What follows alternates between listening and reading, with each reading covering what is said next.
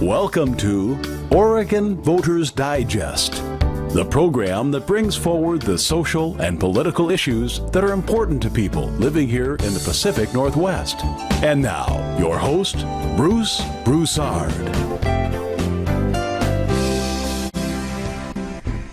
Welcome again to this segment of Community Television, folks. This is the Oregon Voters Digest by George, and I tell you, we're so happy to be here. And as you note, we're on the venture. We got a new form of government here in the city of Portland. There's all sorts of activities that are happening, but it's all happening here, right in the living room of Oregon. Living room of Oregon, Portland, Oregon. And right up front with you, you'll only get the idea of interest that we are putting into this whole new form of government from community television here at Open Signal, and i.e. yours truly, Bruce Broussard, Oregon Voters Digest. And guess what? We've got a guest host that's going to be handling this whole issue of all of these folks that are wanting to run for office across the board. And we invite you all, by the way. I mean, he's got a background, and trust me, he knows how to do it. I'm talking about John Toran. John Toran, he's our guest host, and by George, I'm trying to see if he might be interested in do a future deal with us here at this deal. But that's up to him. You know what I mean? And then, but it's up to you. You're the community, and it's very, very important that we do this. Okay, all right?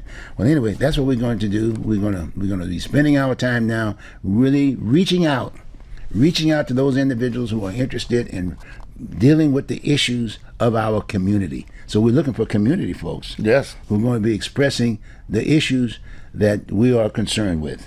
And we're going to be the folks that John's going to be taking that piece of it, and then naturally I'm going to be out there visiting the community and chatting about this, that, and the other, and maybe talking about a little history in terms of where we've been. And then basically John picks it up from where we're going to be going.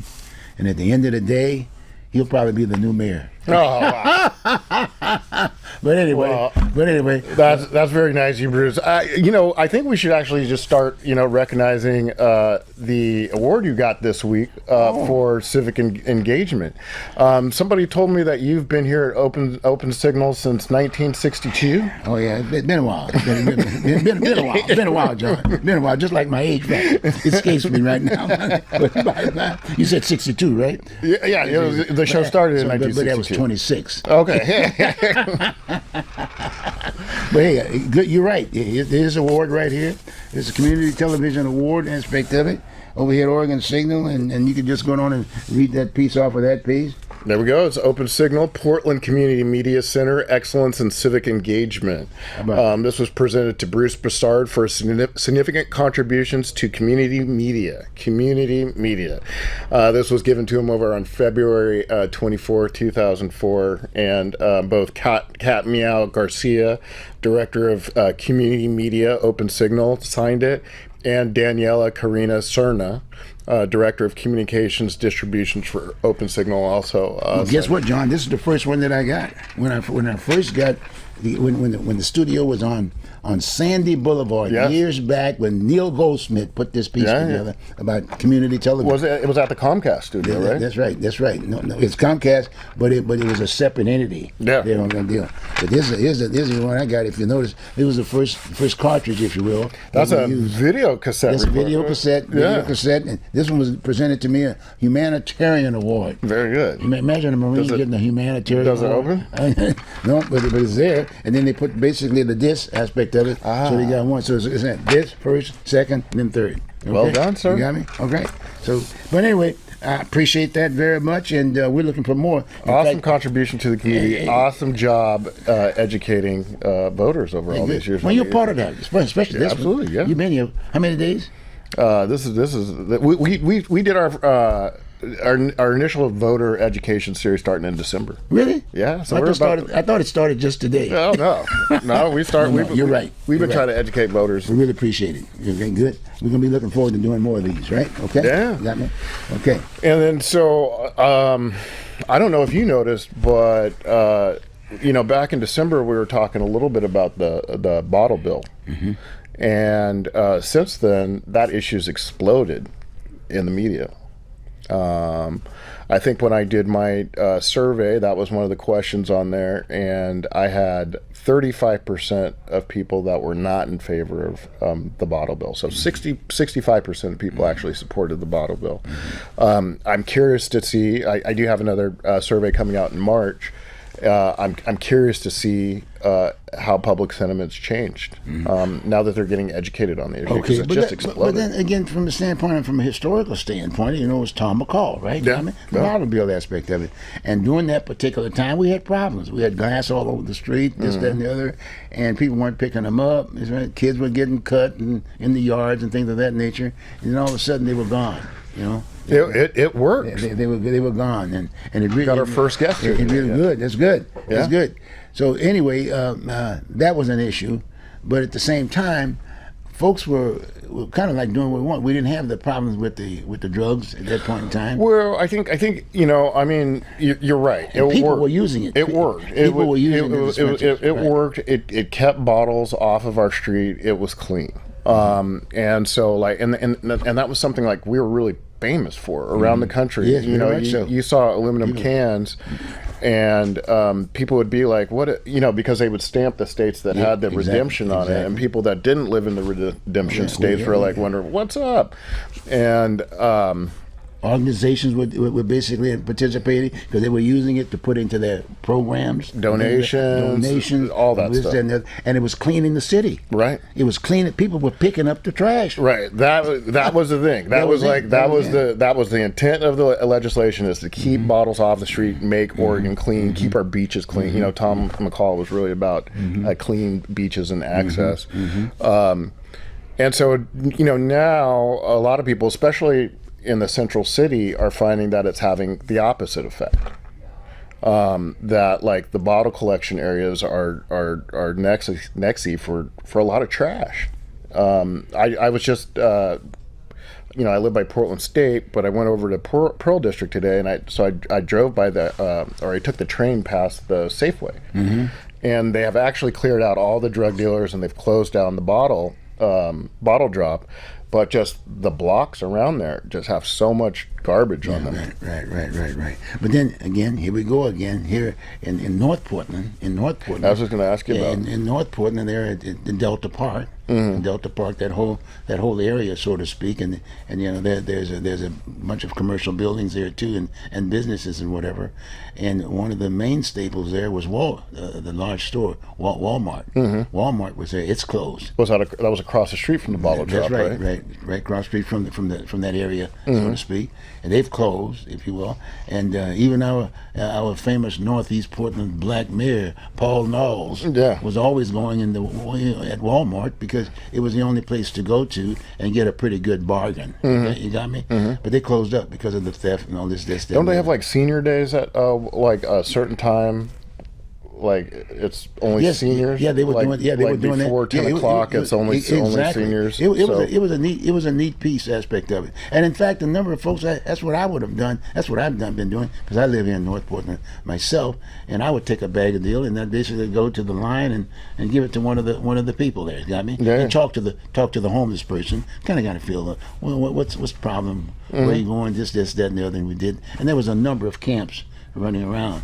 The one problem we worried about was all of the garbage and stuff. Well, Delta Park really did get hit hard during the pandemic. Yes. I think that's when, to me, it seems like that's when the homeless situation in that area really exploded. Well, then COVID came in too. That way, COVID. Yeah, COVID came in too. Huh? So it's as if to say they wouldn't take the money and go down to the local Burger King, which was right around the corner there, right? It wouldn't go there and buy a hamburger, but they would basically now all of a sudden they go out and buy maybe a little aluminum foil, a little aluminum foil, right? You got me? Because they got everything else from the county, right? You got me? Yeah. And the aluminum foil and the little auto cigarette lighter. Oh yeah, the torch. The torch. You got to have the torch and the aluminum foil, and then the county was providing everything else. You know what I mean? Bofin kits, everything. They did the whole 9 yards. Jesus Christ. So they basically changed the habitat of the folks who were doing it beforehand. Right. Just coming in, dropping the bottles, and gone. Right? But now it's all of a sudden they're getting high off this stuff. You know what I mean? And so they're buying drugs. I think the masses of it are just buying drugs and trading and this, that, and the other. And then, all of a sudden, we don't even hear about the needles anymore because, in all due respect, just going back a minute, when we were talking about picking up the bottles and whatever, I was lobbying this, basically saying, okay, why don't we do the same thing with the needles? Yeah, that would do something. That was a problem. Right. You imagine how we feel about animals, this, that, and the other, and the kids playing in the parks and things of that nature.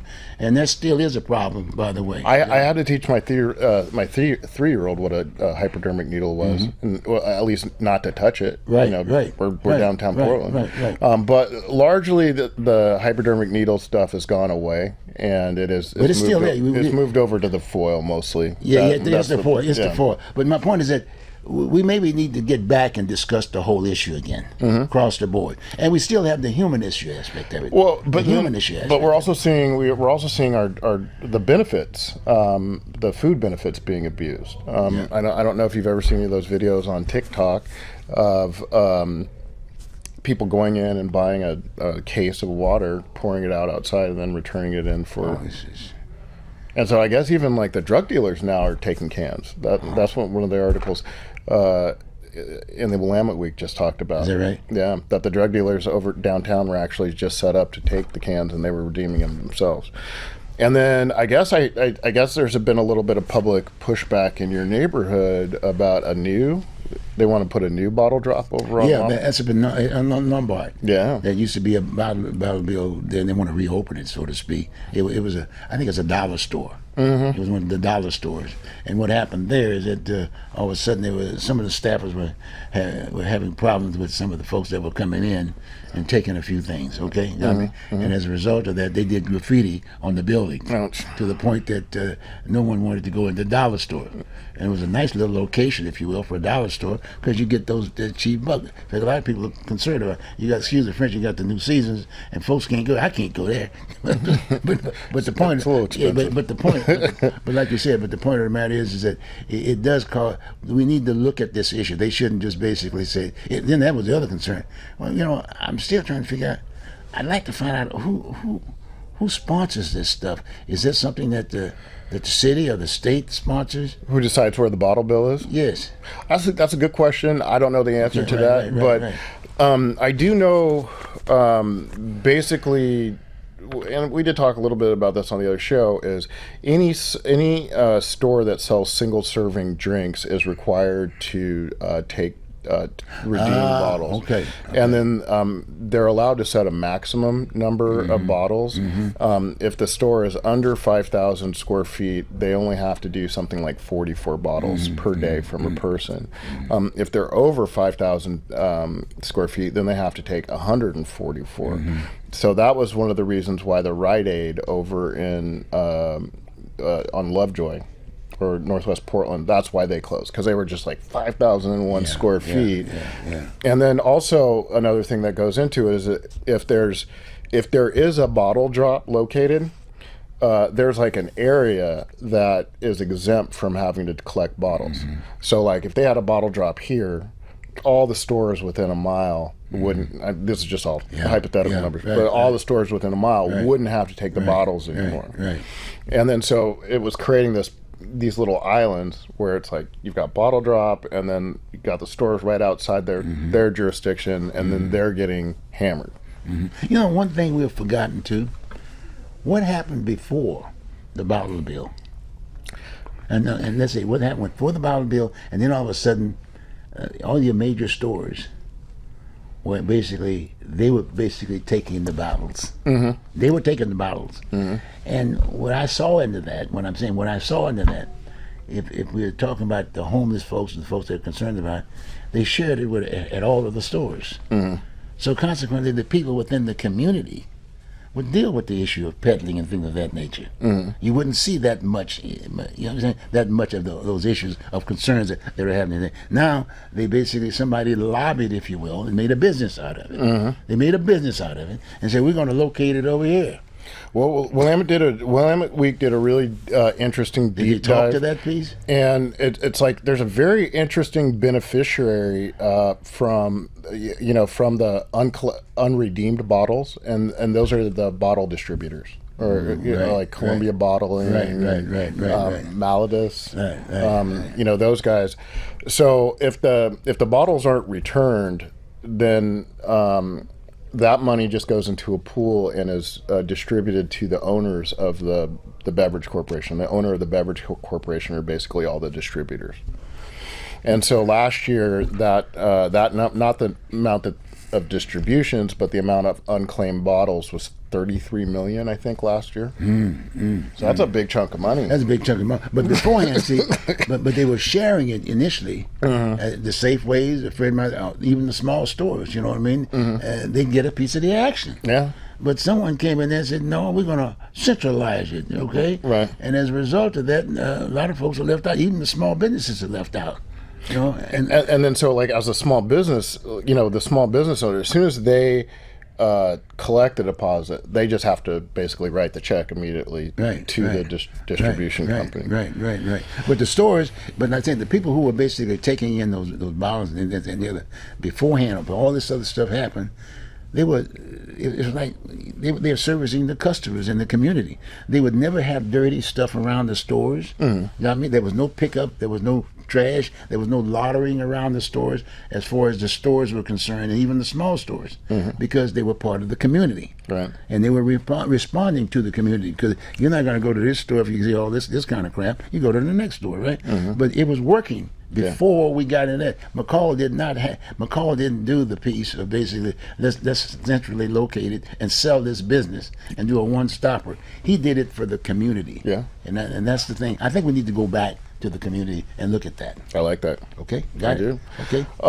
Well, I just wanted to give you a couple of updates on our rumor section before we move on to our first guest. Yeah. We're continuing our Meet the Candidate series here on this show today and our next one.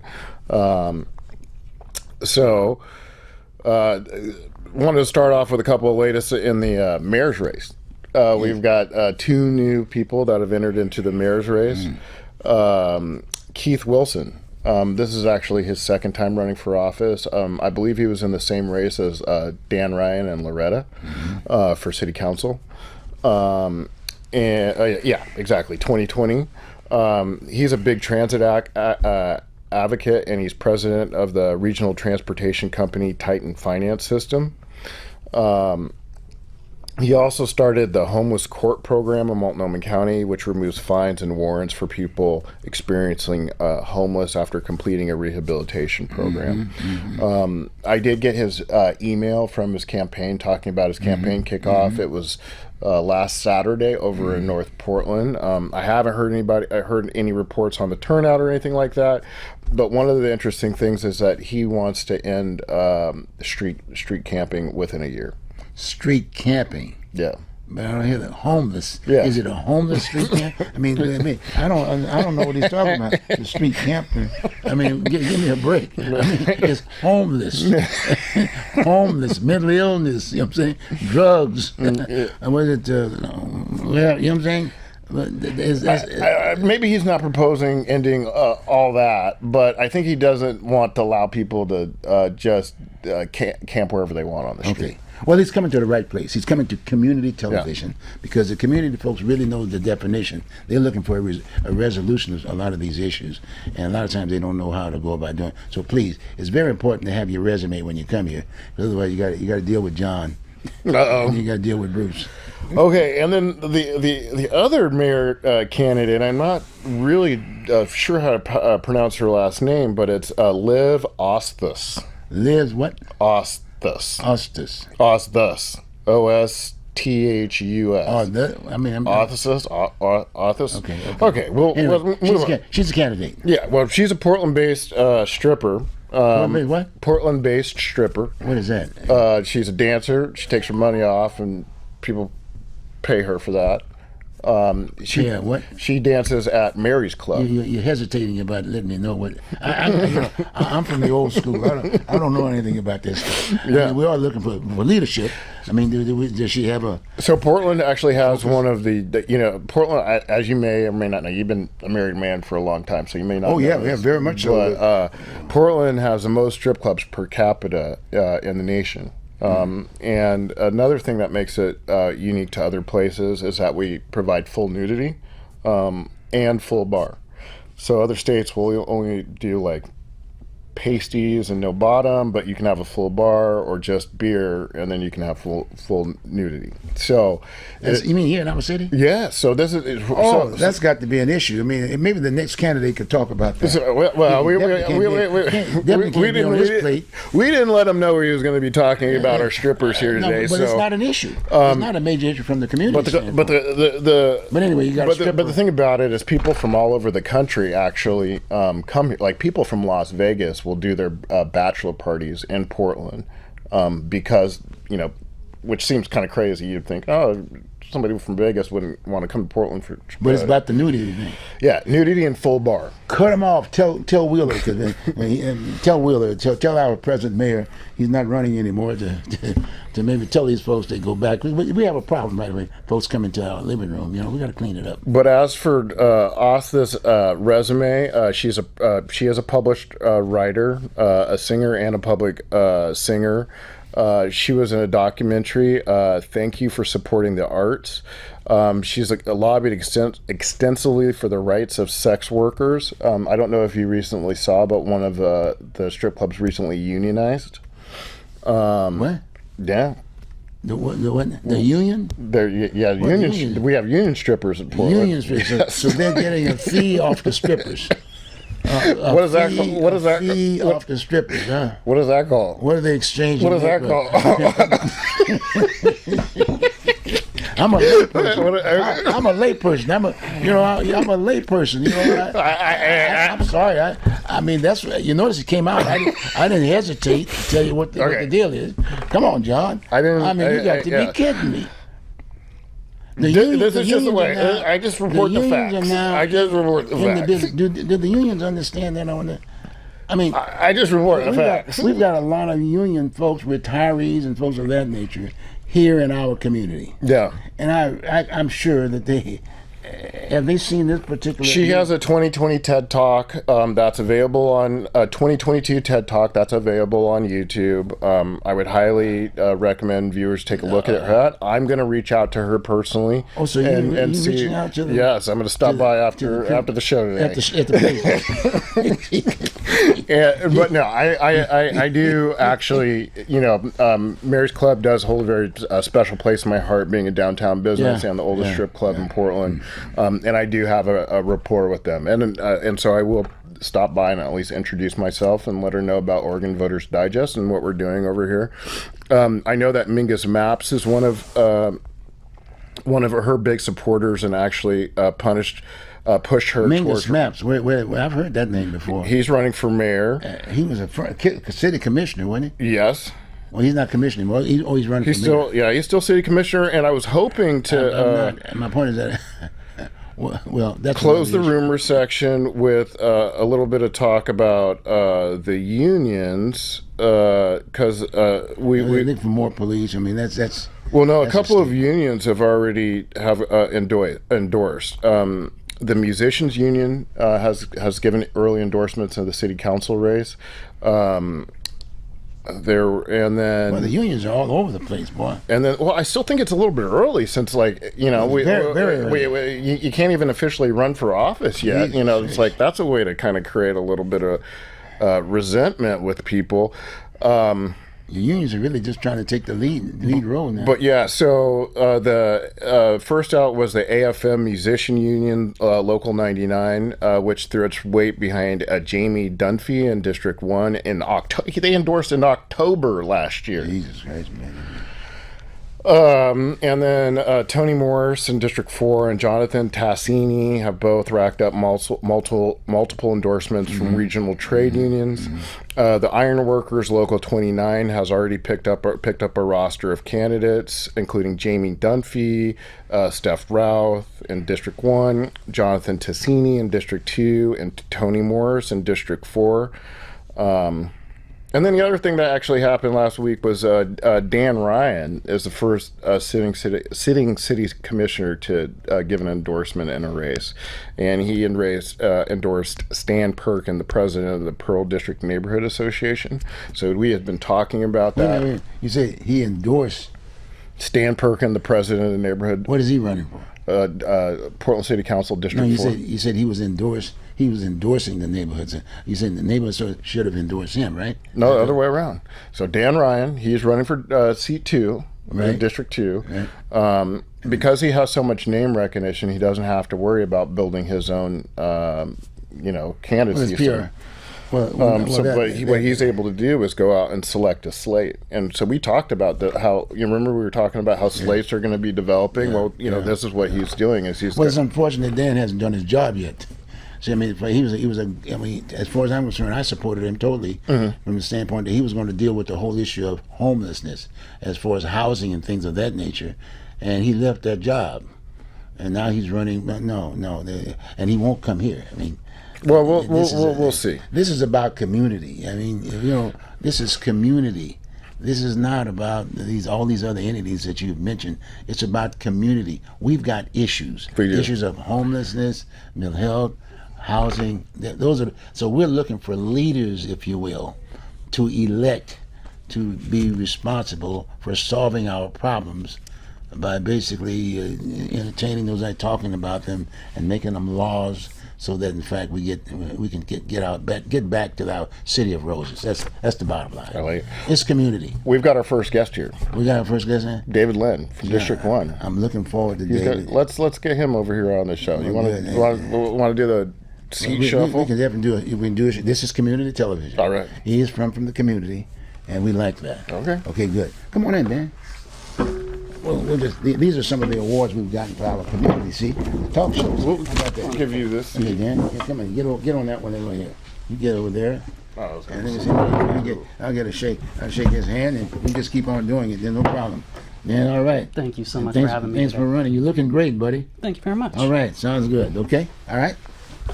Just handle it. No problem. These are some of the awards we've had for community television. See. Congratulations. Right here. Okay. Good enough. Thank you. Go on. Have a good show. David Linn, John Toran, pleasure to meet you. Yeah, it's Thanks for Thank you. coming on out to the show, sharing with our viewers. 40-year-old program, and definitely very popular with the senior community. Vietnam vets are very popular, so we're really excited to get to know you. Well, thank you very much for having me. It's a pleasure, and I love so much that you mentioned community, because here in Portland we try to make as much community, and that's where I really come from, working in the community. Where are you from, Portland? Tell us a little bit about yourself. Sure, yeah. I am a born and raised Portlander. I actually grew up literally in an apartment, or I was born in an apartment just off 82nd Avenue. Okay. So I've grown up in East Portland my whole life. Attended Madison High School, which is now McDaniel. I graduated from Grant, went to Benson for 3 years. Yeah, incredibly proud of what McDaniel is now achieving in turning things around. And so my focus has always been serving in the community. As I said, I grew up here, and I went to Portland State and got a degree in history, particularly Portland history. Nice. I'm a Viking also. And politics. Tried some political jobs. Didn't like the nastiness, the rat race of it, and I certainly didn't like the money in politics. Okay. So that gravitated me more towards government administration. Mm-hmm. And I got a job with the state of Oregon, first with the Board of Naturopathic Medicine, and now I've been over a dozen years at the Board of Speech Language Pathology and Audiology. Oh, wow, okay. And that kind of gave me an inroads into how statutes really play out, and how do you interpret statutes. Sometimes the details matter when you pass legislation. You use a shall versus a may. That makes a difference. And if you don't know, but is there any specific legislation that you can remember where it had an intent, but then just because of this small little word problem, it ended up going sideways? Well, just in the last few years, there was a legislation around using healthcare interpreters, because we often were running into the issue where people whose language, English was not their first language, were having medical professionals and education professionals were using their children or somebody, a friend, or somebody to interpret very complicated medical issues. And so it was important that we raised the bar and said, if you're a health professional working with somebody who might not understand English, you're using a professional interpreter. And that worked its way through into the school system, and the school system was like, well, hey, we do good enough. Don't force us to use interpreters. And so again, it goes to administrative rules. And so again, just like statutes, in the city of Portland, we might have a framework, but then we have ordinances, and it matters what the language of the ordinances are. Right. And so as part of that, I then, as I was working with the state of Oregon, I volunteer wherever I need to, and there was no union steward, so I jumped into the union and became a union steward, and no one was running the meetings, so I started running the meetings and helping people read their contracts and know how to file a grievance and know how to interpret and how to advocate for themselves when the contract was coming up. Like, what did you need in your day-to-day that's not just salary kind of thing. Are you a union member then? I was actually pulled out of the union. Again, small things in statute. They allowed every agency to take one person out of the union, but not necessarily make them management either. So they actually were able to, all these agencies that just have one employee were no longer in the union. Ah, that was kind of tricky. So now I'm technically executive service. Okay, cool. Yeah. Cool. And during that time, I went back to school. I was raising a family. My wife and I have been together for 18 years. Oh, wow. Congratulations. I have a high school son in high school, 15. Very nice. But I went back to school and got my master's degree in public administration. Okay. So I have a master's degree in local government. Oh, very nice. Yeah. Was that at Portland State also? It was. Excellent. I'm a proud Viking. Yeah, me too. I love too. Portland State, and I love school. I'm a lifelong learner. If I could be in school right now and I could afford it, I would be there. But it relates a lot of the things, just not just the political side, but the basic administration side, contract management. Yeah. Making sure contractors actually follow through with the things that they've been contracted to do. And I think we fail at that a lot here in this city. We bounce things off to contractors, and the city council wipes it, washes its hands of it. And they don't follow through. Did we review them? Did they follow through? Are they worthy of having their contract renewed for another cycle? Can you think of any specific example? If you don't want to call anybody out, it's fine. But can you think of any specific examples where that happened?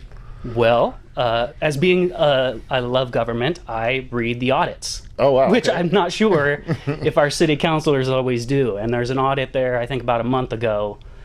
We are paying contractors to pour intersections multiple times. Oh, yeah, that was over on the west side. Yeah. They literally built the same handicap curb four times. The fourth time was the charm.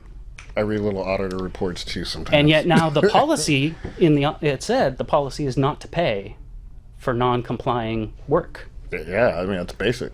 And yet they said, well, we did pay them 4 times and we can't really tell you why. And so that's the kind of bureaucratic stuff that really needs scrutiny. And now I know a lot of people are going to say with this new system, you're just a legislature. But there are other roles that these new city councilors are going to need to take on. And there's going to be opportunities in the informal, not the formal organizational charge, but the informal, with your relationship with the city manager, with your relationship with the bureau chiefs. And then how do you take those processes into the community and make sure that the community engagement is meaningful? Yeah, I've been paying a little bit of attention to the new organizational chart that's going in, and my opinion is that the city council is really focusing on spending money rather than setting up the structure that the council's going to need. I think committees are going to be where the bulk of the work goes on kind of marrying between admin and actual policy making. That discussion's all going to be going on in the committee. And they really just haven't focused to me, it doesn't seem like any framework for how the committees are going to work, or suggestions on that. But they're spending a lot of time on a remodel. I don't know if you just noticed, but they spent like $9 million to remodel City Hall. And again, I understand they needed to add more seats to the chamber, but this whole thing of cutting out the offices didn't make much sense to me when the whole fifth floor of City Hall is just all city attorney's office. You could have moved those over into the newly remodeled Portland building. And then what was the other thing that they were focusing on? The severance packages. They wanted to put in temporary city administrators and then have like these huge severance packages for them. And it's costing about I think it was like $2.5 million when you added up the salary plus the severance packages. And then just 6 months ago, the mayor just offered to take over all the bureaus. Yeah. And it was like the mayor could have done this whole thing, and the mayor already has staff for it. You wouldn't have to pay severance packages, all of this. So I think they could have accomplished, between the construction and the new temporary structure, they could have probably accomplished that for about a quarter of the money. I certainly hear from people there's the sticker shock of the transition. Oh, yeah. And yet there's the other issue I believe you're mentioning, kind of the mischief, or how is the current council possibly trying to have some effect on the next council. Yeah. And I certainly know that it's going to cost a lot, and I've seen people kind of, again, have some sticker shock at the change. But I really believe that we need to follow through on the process. The voters have overwhelmingly supported this. The community supports it. And while it might cost a little bit, that investment hopefully is going to pay off in the representation that we have. Absolutely. And I know, sitting down with other candidates for District 1, we are all eager to have offices in East Portland, close to the community, and be open and engaging, and hopefully pull some more of that representation out further east. Awesome. And so you kind of talked a little bit about it in your background, but more specifically, why did you decide to run for office? Well, as I said, I've always been focused on serving. And after college and starting to raise a family, I was looking for where I could serve best. And so over 20 years now, I've been volunteering in the community, in the neighborhood level. Our first effort was in 2003. It was trying to form a volunteer library because the county was selling off some surplus property. Wow, okay. That was my entryway into the neighborhood association system. And my first meeting, I was the secretary treasurer, and wow. That became the outreach chair, parks chair. And that's where I really found my passion, which is I love the community. I love the events like the tree plantings, the graffiti cleanups, the street cleanups, the street fairs. Are you still active in your parties. neighborhood association?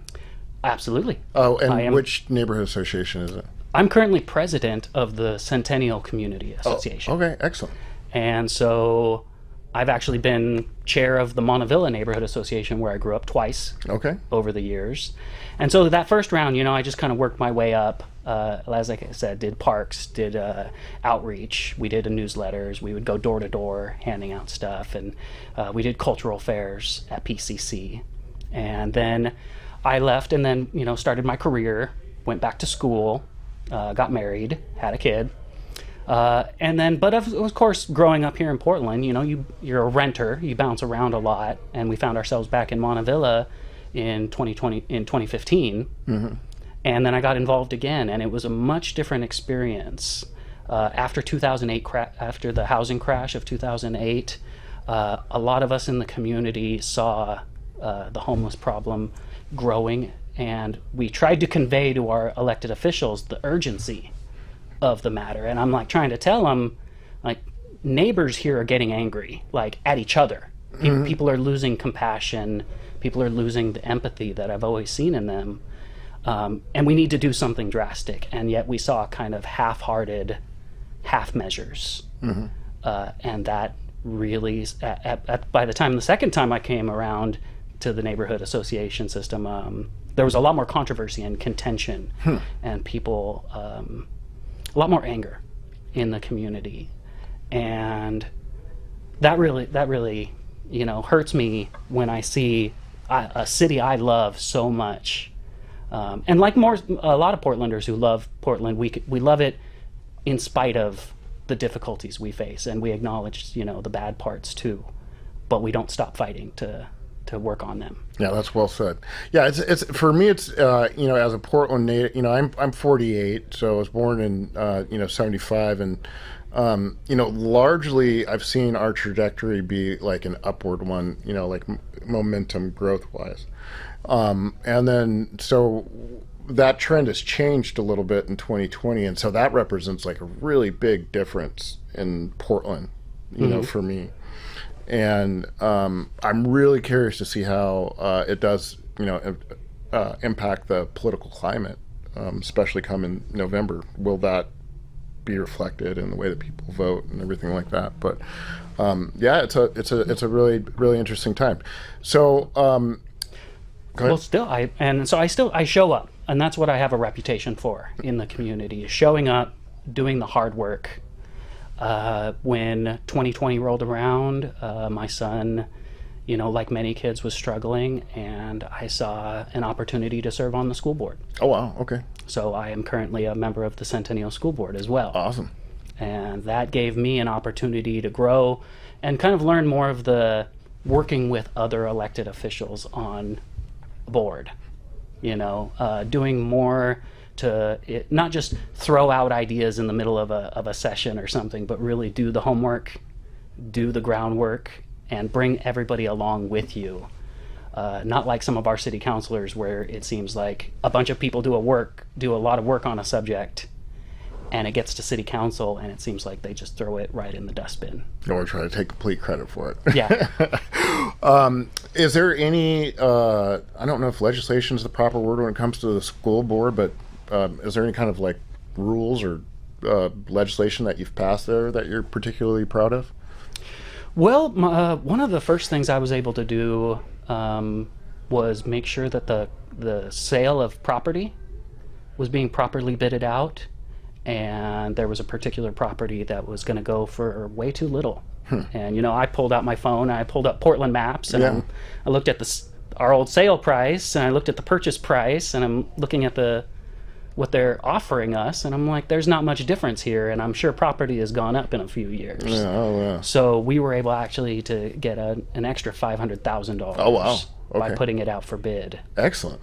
From the same person. So just those, again, it's the details, hopefully, and as somebody who knows government and loves government structure, like studying government structures, that's where we can hopefully, as city councilors, make a difference. Yeah.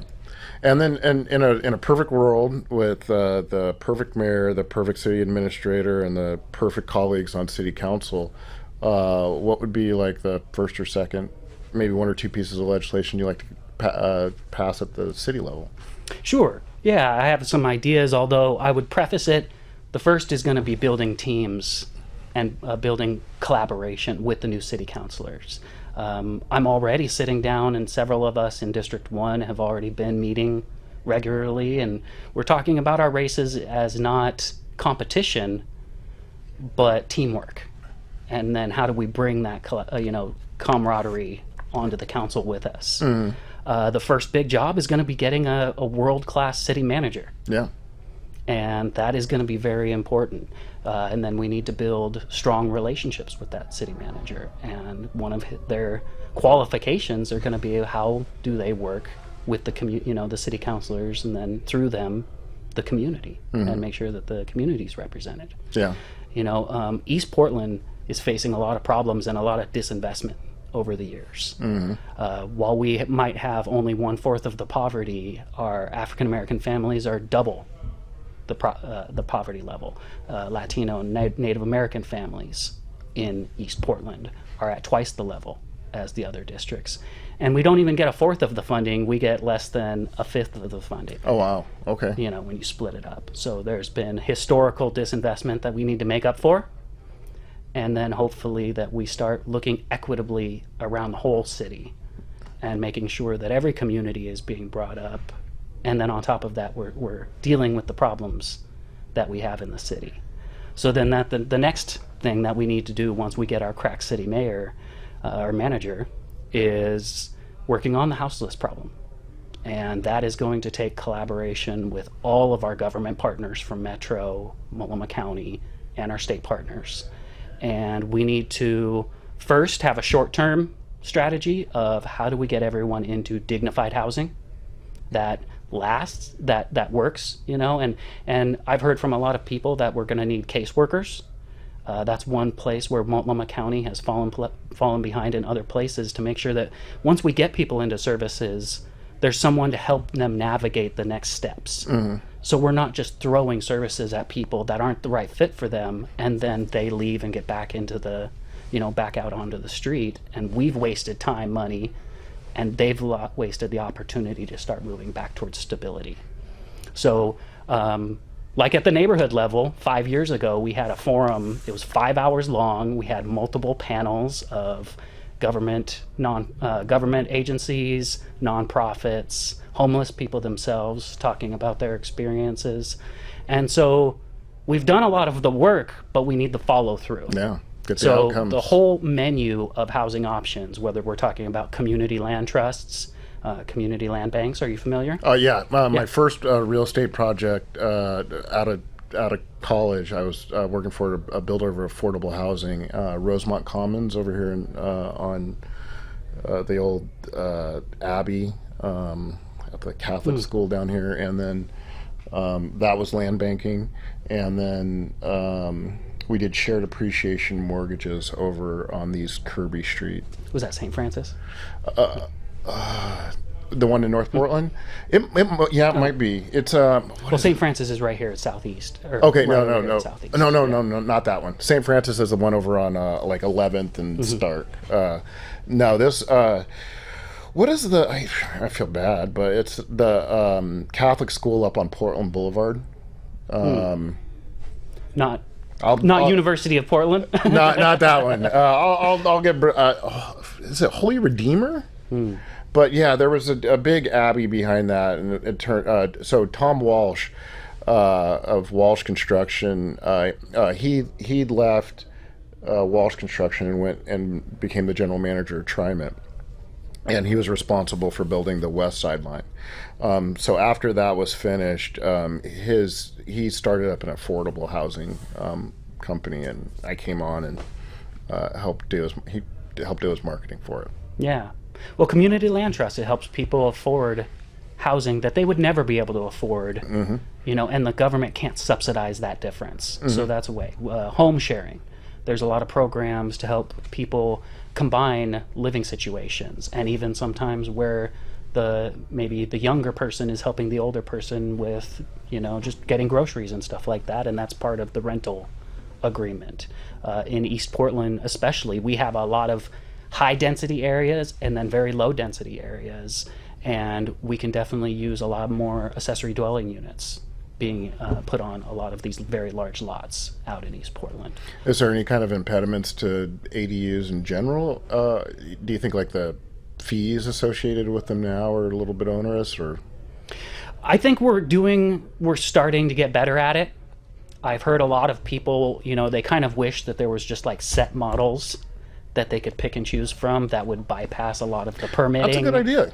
Permitting process. That's a really good idea. I've watched people speak on your show about how we can streamline the permitting process, kind of just like I was talking about, like a caseworker. Somebody, a one point of contact where they get your paperwork in and make sure that it's not getting stopped at any little caught up hiccup. Like the parks review or something. Yeah. It's like. Yeah, and I mean, as a neighborhood person, I get some of those land use. Like this city, we send out land use notices to the community in an effort to have the community comment on the kind of land use that happens. But because we don't have a functioning neighborhood system, those land uses go to somebody's P.O. box, and they usually just get shuffled into somebody's garage, and then it never reaches the community. Yeah, one issue I was following last quarter was the housing regulatory relief bill. Were you familiar with that at all? Not closely. But that was one of the. It was a bill that came out of the planning department. But that was one of the things that I was proposing getting away from was the notice requirement to the neighborhood associations. And so I know that a lot of the neighborhood associations on the west side bound up to make a joint statement on that issue. But I was curious if you had seen anything about it or anything like that. We do have a couple more minutes. Is there any other? I was going to ask you about Black History Month. How did you do anything to recognize Black History Month?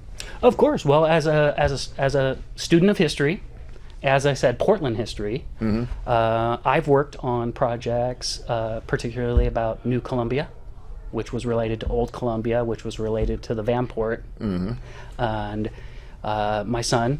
He's getting into history, and so I wanted to help him know about Portland history from the African American perspective. So I explained what redlining was and how redlining affected communities here in Portland.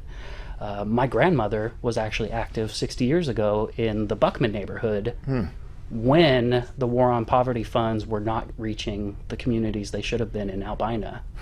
And she actually advocated for more equitable distribution of that. Awesome. And then I know on your show you were talking about kind of heroes. I, as a student of government, I love Thurgood Marshall. Very nice. I have a very good book. I love the phrase, kind of root and we got to get rid of racism, root and branch. And I think we still have some roots we haven't quite gotten rid of. And then I was thinking about MLK and Malcolm X.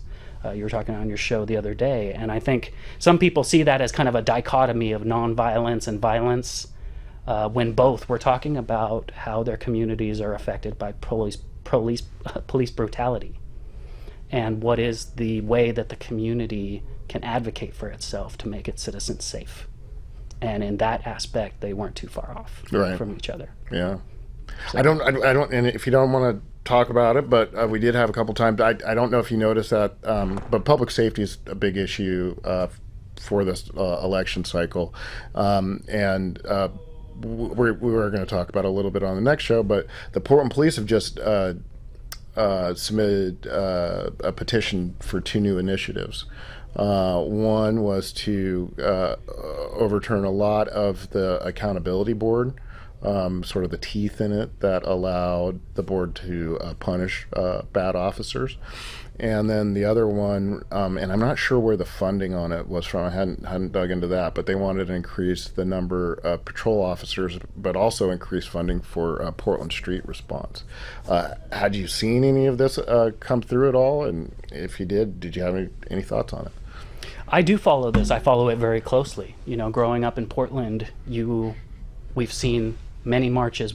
I've been part of many marches, looking for a partnership, have more of a partnership and trust between the community and the police. With these measures, there's the funding for Portland Street Response. Absolutely, we need that. People talk about having shorter response times, and if we need some more officers to shorten response times, we need that, because another reason I'm running is because so many people in the community feel abandoned by the city, the whole apparatus, not just the police. And so many people I talk about taking things into their own hands, and that's one of the incredibly concerning things I don't think people are talking enough about. Yeah. We have, some vigilantism that people have kind of felt like they have no other choice but to enact in, and that we cannot tolerate a city government that has that in our community. Back to, Black History Month, or MLK and Malcolm X, there is some people who believe like you cannot allow community to police hold police accountable, and that the only people who can hold police accountable are other police. And again, that's not a productive way that we build trust with the community, and we build up issues like community policing. Right. If we're continuously breaking that trust. Right. And so I would certainly not support the new ballot measures, like the measures that we've just passed. We haven't seen them implemented yet. Right. And so we have to have a little bit of trust in the community. We can't put something out to the voters and then come along the next year and say, well, we don't trust you to make this decision because you didn't vote the way we wanted you to. So we're going to have a do-over. That does not make people trust the system anymore. It makes people jaded. It disengages people from their feel powerless. Yeah. Absolutely. So we need to let the process play through, have civilian oversight, absolutely, of the police, because that's the way we're going to build trust with the police and build these partnerships in the community, is by engaging with them. You know, not following some politicians who seem to like to divide the community into, you either love the police or you must hate the police. That is a completely destructive framing. Yeah, that's how, you know, I'm perfect. I'm absolutely in the middle. Like, I'm not anti-police. I know, I know they provide a function, but like, I'm not pro-police. They cannot live without scrutiny. And then on top of it, you know, they're the largest employee for the city of Portland. You know, and so they have a big influence on everything. So yeah. Well, and it takes a systemic approach. These are all interrelated problems, and public safety is not all about the police. In fact, the police play, you know, only a part of the conversation about public safety. Public safety means feeling safe on public transit. It means sometimes having sidewalks. Yeah. You know, growing up in inner east and then moving out to outer east, I was kind of shocked. Like, there's not sidewalks out there in a lot of parts. There's not sidewalks on Powell, which is a state highway. Yeah. So they're working on it, but there's a lot of work to do. Safe routes to schools for our children. You know, reducing traffic deaths, which there's a disproportionate amount of homeless people in that. So that's related to the homeless issue. You know, we get people off of the sidewalks and into the streets and into, you know, like I said, dignified housing, or like East Portland has an abundance of vacant properties, zombie houses, derelict buildings that the city could be turning into community assets instead of community blight. I like it. All right. We have been putting a graphic up with your website, but if you did want to share with the viewers, you know, how to get involved with your campaign or just in touch with your campaign. Absolutely. Well, yeah, linnforportland.com.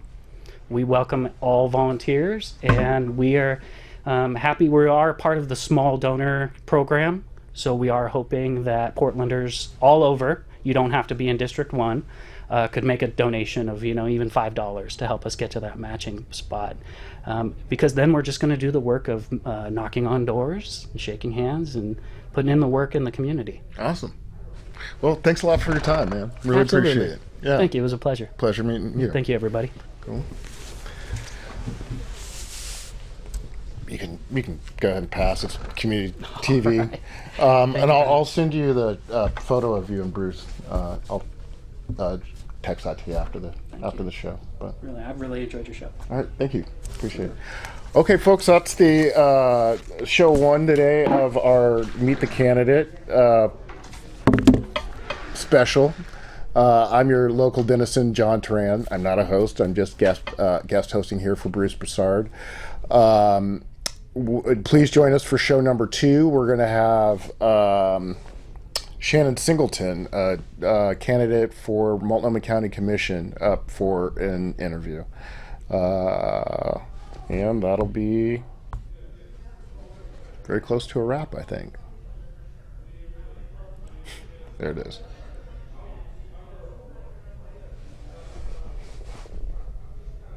Bye.